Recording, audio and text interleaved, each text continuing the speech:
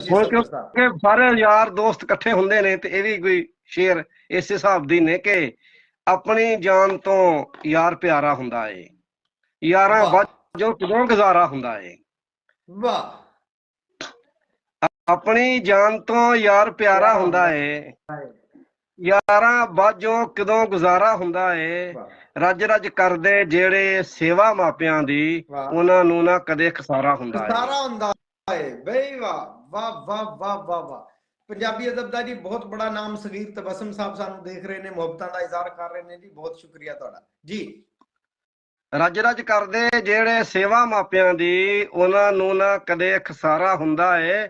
ਅਕਲਾਪੇ ਵਿੱਚ ਔਖਾ ਵੇਲਾ ਕੱਟਣ ਲਈ ਵਾਹ ਬੰਦੇ ਦਾ ਵੀ ਯਾਰ ਸਹਾਰਾ ਹੁੰਦਾ ਏ।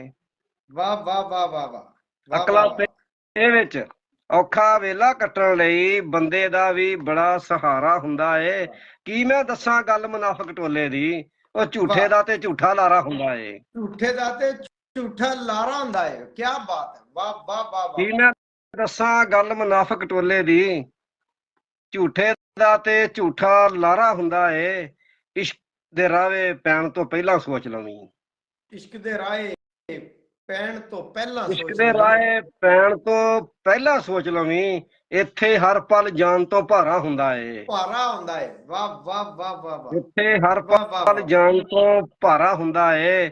ਕਾਲੀਆਂ ਰਾਤਾਂ ਨੂੰ ਵੀ ਰੋਸ਼ਨ ਕਰ ਦੇਵੇ, ਜੀ। ਕਾਲੀਆਂ ਰਾਤਾਂ ਨੂੰ ਵੀ ਰੋਸ਼ਨ ਕਰ ਦੇਵੇ। ਸਫਦਰ ਚੰਨ ਦਾ ਇੰਜ ਲਸ਼ਕਾਰਾ ਹੁੰਦਾ ਏ। ਕੀ ਬਾਤ ਹੈ। ਕੀ ਬਾਤ ਹੈ। ਵਾਹ ਕਾਲੀਆਂ ਵਾਹ ਵਾਹ ਵਾਹ। ਰਾਤਾਂ ਨੂੰ ਵੀ ਰੋਸ਼ਨ ਕਰ ਦੇਵੇ। ਸਫਦਰ ਚੰਨ ਦਾ ਇੰਜ ਲਸ਼ਕਾਰਾ ਹੁੰਦਾ ਏ। ਆਪਣੀ ਜਾਨ ਤੋਂ ਯਾਰ ਪਿਆਰਾ ਹੁੰਦਾ ਏ। ਯਾਰਾਂ ਬਾਝੋਂ ਕਿਦੋਂ ਗੁਜ਼ਾਰਾ ਹੁੰਦਾ ਏ। ਯਾਰਾਂ ਬਾਝੋਂ ਕਿਦੋਂ ਗੁਜ਼ਾਰਾ ਹੁੰਦਾ ਹੈ ਜੀ।